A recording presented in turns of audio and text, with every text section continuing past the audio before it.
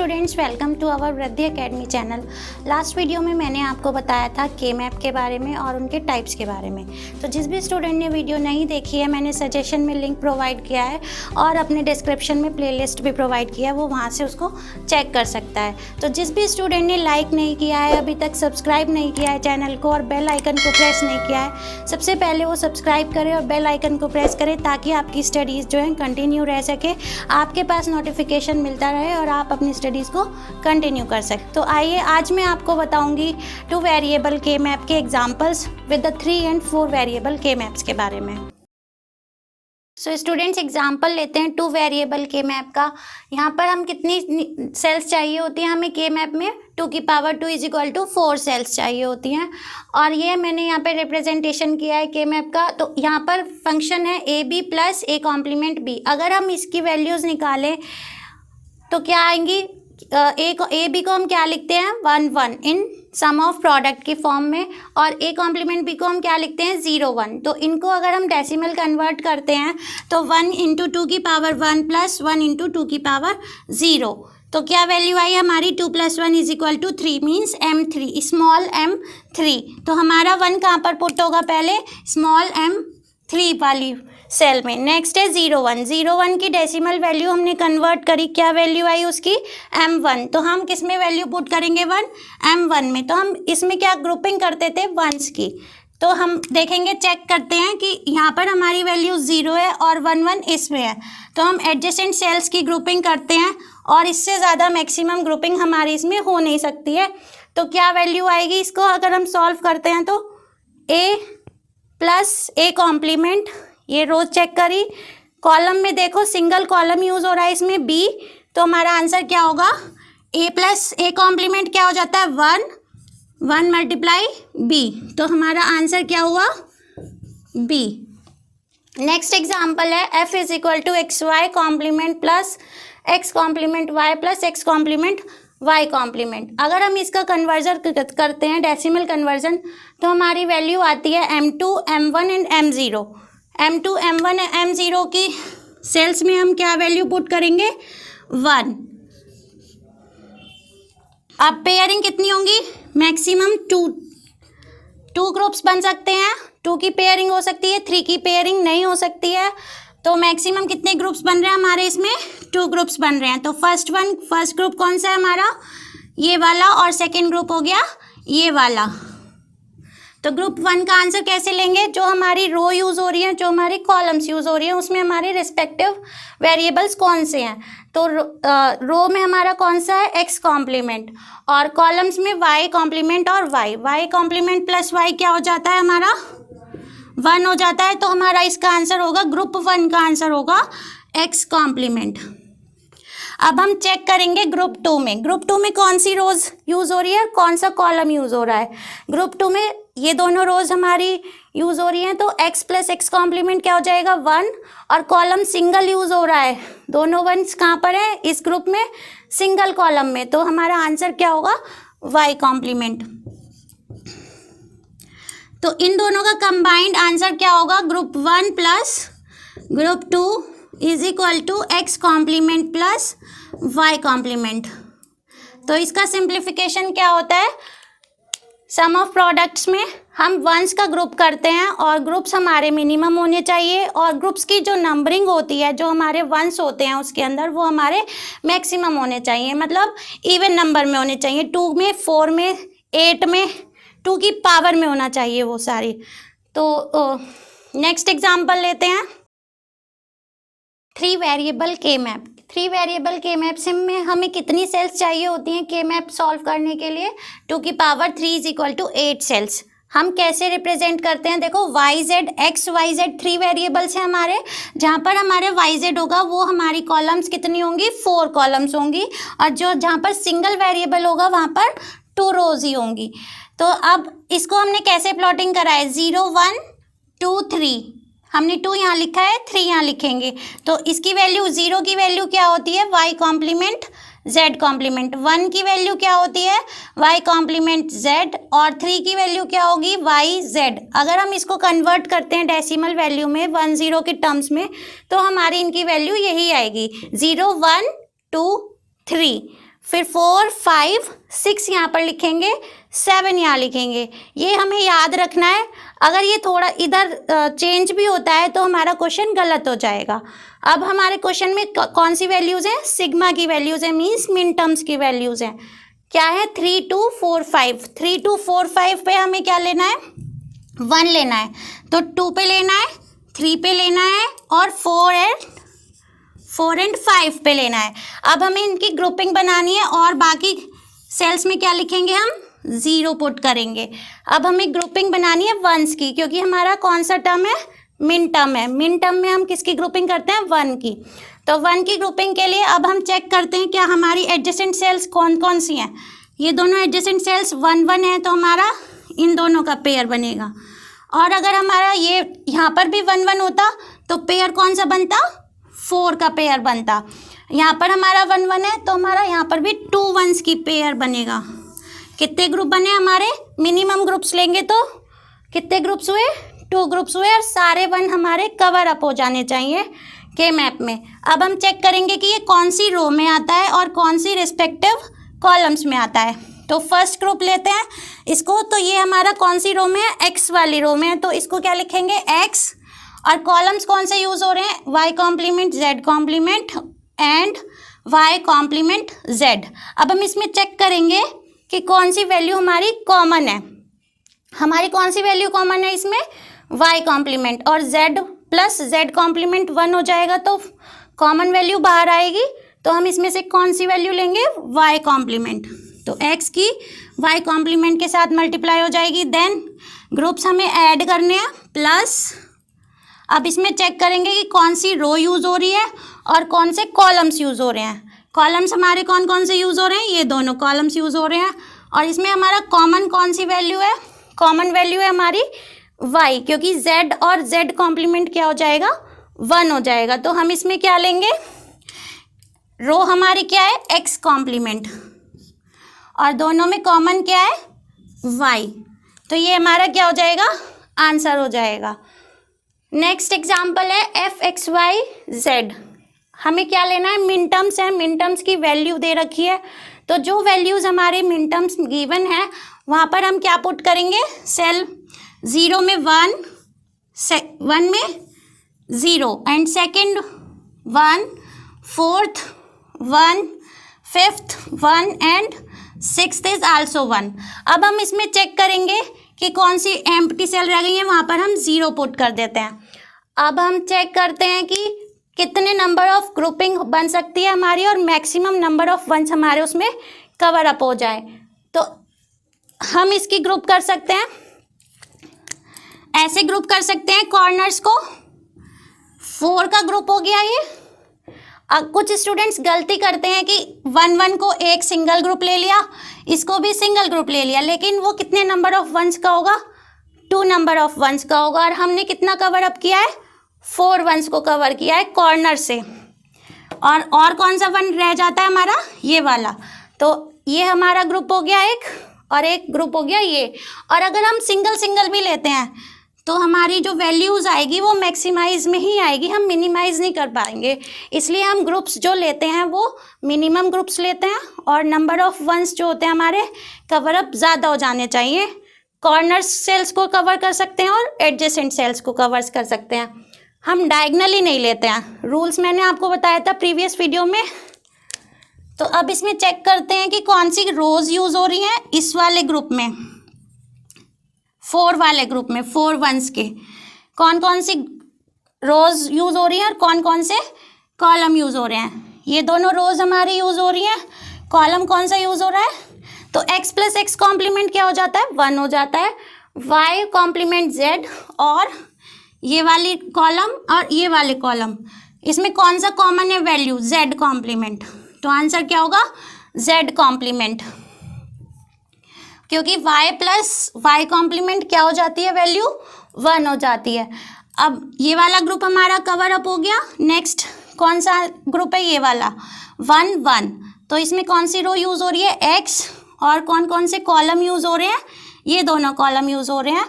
तो इनमें कौन सी वैल्यू हमारी कॉमन आएगी? y कॉम्प्लीमेंट, क्योंकि z के साथ z कॉम्प्लीमेंट मिलके कॉम्प्लीमेंट लॉ से 1 हो जाता है।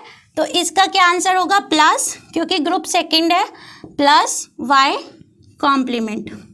तो हमारा इसका आंसर क्या होगा after solution z complement plus y complement.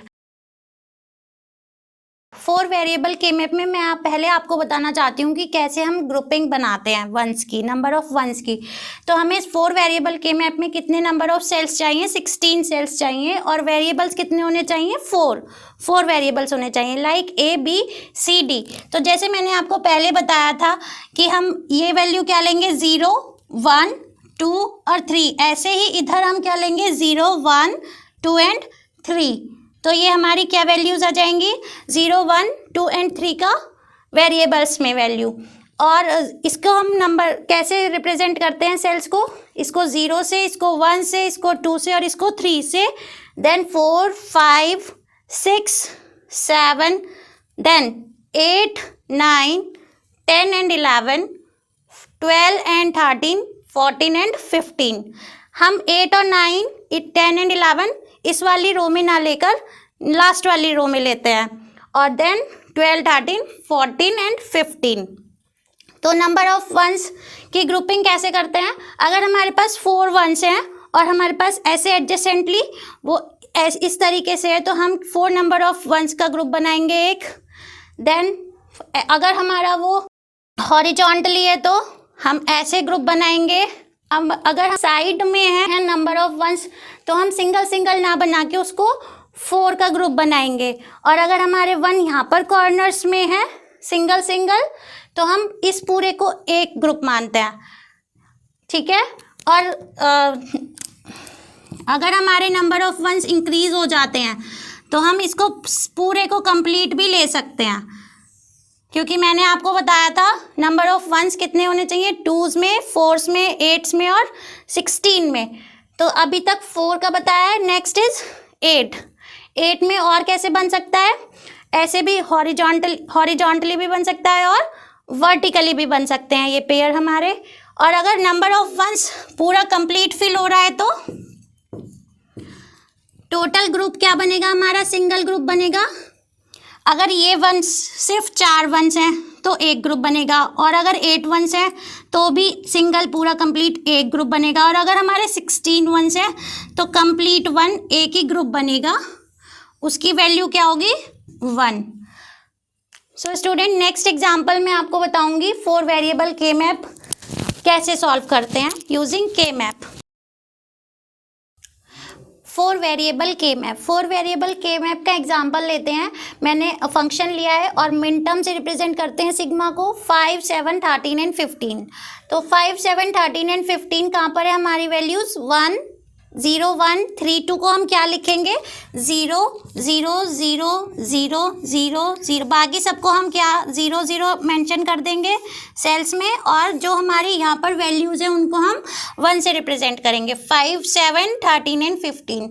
अब हम इसमें कैसे सॉल्व करते हैं कि पहले हम चेक करते हैं कौन सी कॉलम्स यूज़ हो रही हैं, कौन सी कॉलम्स यूज़ हो रही है हमारी, C complement D and C D. अब इसमें चेक करेंगे कि कौन सी वैल्यू हमारी कॉमन है, इसमें हमारा कौन सी वैल्यू कॉमन है, डी वैल्यू कॉमन है, तो लिया डी।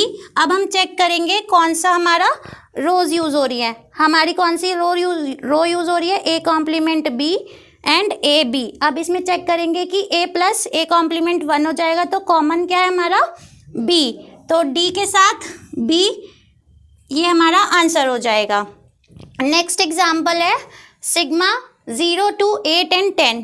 जैसे मैंने पहले आपको एग्जाम्पल में बताया था, तो हमारा ये पूरा एक ही पेयर कहलाया जाएगा, एक ही ग्रुप कहलाया जाएगा।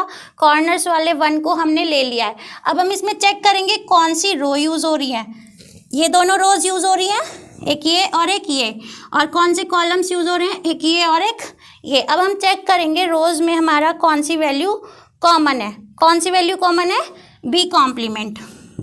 और कॉलम्स में हमारी कौन सी वैल्यू, कौन सी यूज़ हो रही है कॉलम्स, ये दोनों यूज़ हो रही हैं, और इसमें कौन सी वैल्यू हमारी कॉमन है, डी कॉम्प्लीमेंट। तो हमारा क्या हुआ answer, B complement dot D complement. क्योंकि हमारा ग्रुप सिंगल है तो आगे हमें कोई ऐड नहीं करना है। और मान लो हमारे क्वेश्चन में आता है, नेक्स्ट एग्जाम्पल लेते हैं, अगर हमारे क्वेश्चन में वैल्यूज़ इंक्रीज कर देते हैं, वैल्यूज़ इंक्रीज हो जाती है। मान लिया यहाँ पर हमारा ऐड हो गया 5, 7, 13 एंड 15, 14 एंड 12 आल्सो।